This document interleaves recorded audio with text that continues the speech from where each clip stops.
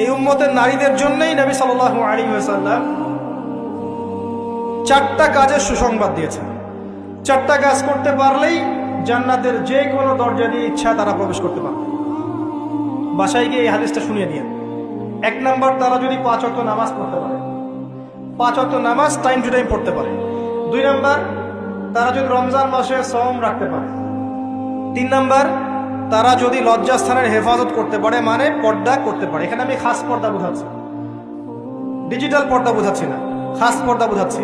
পোশাক এমন হবে না যেটা পরলে শরীরের কাঠামো বোঝা যায়, এমন পোশাক চলবে না। পোশাক এমন হবে না যেটা পরলেও বাইরে থেকে ভিতরের অঙ্গ দেখা যায়। পোশাক এমন হবে না যেটা অমুসলিমদের সাথে সাদৃশ্য আছে। আর পোশাক এমন হবে না যেটা পুরুষদের পোশাক।